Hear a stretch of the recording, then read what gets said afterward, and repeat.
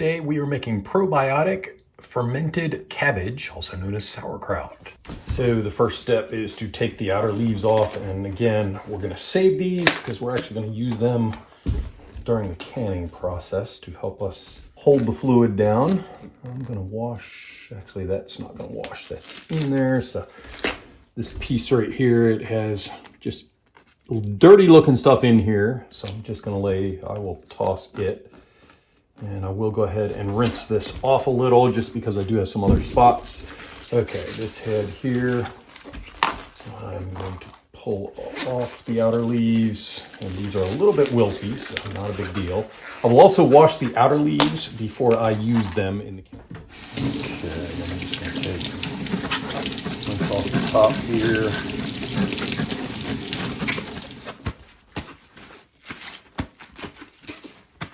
Okay, I am going to go ahead and core these just because I think it's going to be easier for what I'm trying to do here.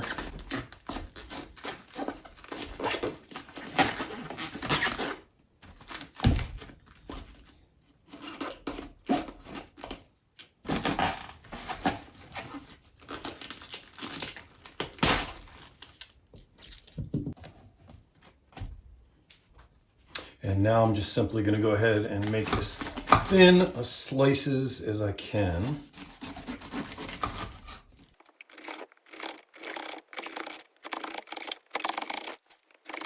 Okay, I went ahead and I measured this bowl. It's 841 grams, so I'm going to make a note of that because I need to know how much the cabbage weighs so I know how much salt to add. We have everything chopped up here and ready to go.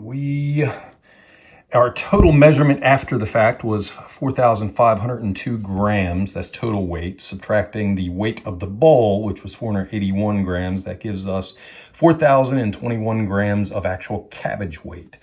We want a 2% salt brine solution, so we multiply this number times 0.02. That gives us 80.42 grams of salt that we're going to add, and we want about 70% of the salt weight in caraway weight. So we multiply the 80 grams times 0.7.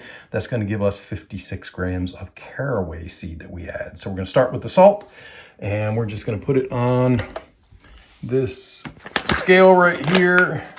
And we are using Redmond's real salt. Make sure that you do not use an iodized salt or a salt with iodine in it. So you can use sea salt or Himalayan salt or real salt, just nothing with any kind of iodine in it. And then the caraway seed, we're just using generic caraway seed here. And let me go ahead and get that stuff. We're just going to add it right on top, and then I'll put some gloves on and we're going to mash everything up by hand, and then I will squash it a little bit with the little squasher thing here. I forget what this is called. Okay, salt and caraway seed have been added. Now I'm going to massage it in.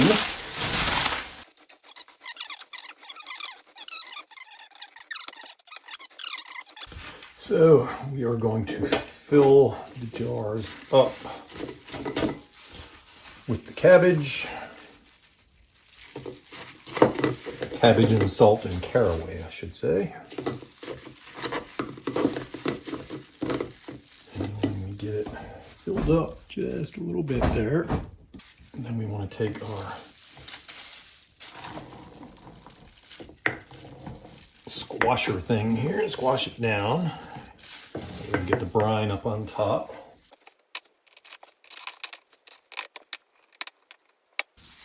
And the piece of cabbage that the outer pieces that we pulled off earlier, I'm going to rinse these off and dry them, and then we're going to fold them up and use them to hold the solution down because we don't want any air actually touching the cabbage, the fermenting cabbage. It's okay to touch this because this is going to hold it down and hold the other cabbage underneath, which will be the actual sauerkraut. After we ferment for a little while, we will go ahead and pull this up and throw this out.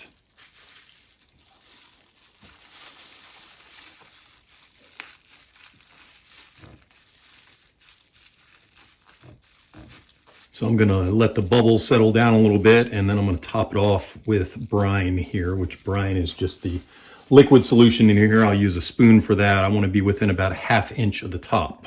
So I used a spoon here to go ahead and spoon some liquid solution out, brine on top.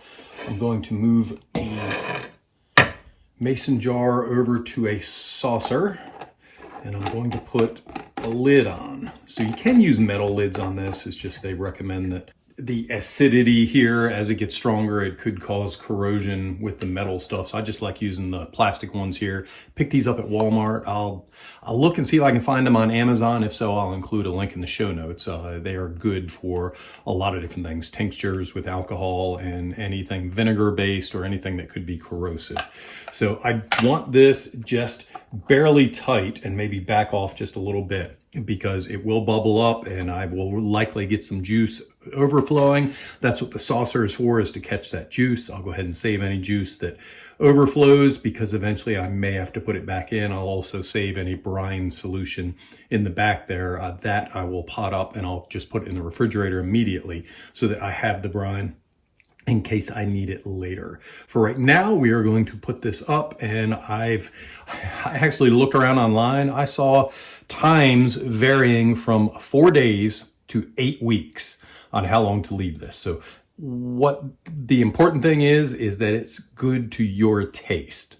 So generally you want at least 4 days to get it a little bit tangy or zingy. And to me, 8 days would probably be like vinegar, but I guess that depends on how much salt you put in. So do it to your taste. So try it at about a week and see what it tastes like.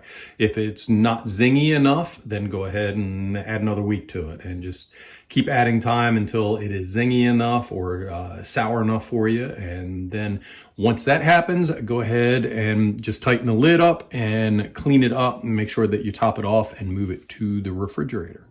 We made 4 quarts here.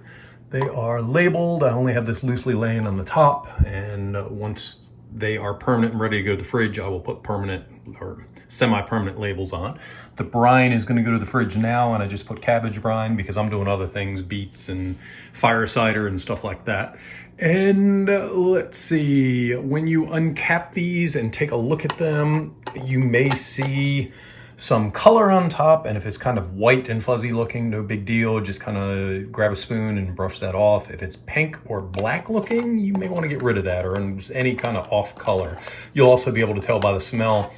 Not that cabbage or sauerkraut is the best smelling stuff in all the world, but if it has something that is just really, really rank and foul, you may want to consider getting rid of it then, or at least letting it air out for a minute. And if the smell stays there for long, then get rid of it. It has been 6 weeks since we capped this up, and nothing on the top. The liquid level is below that, but everything looks good.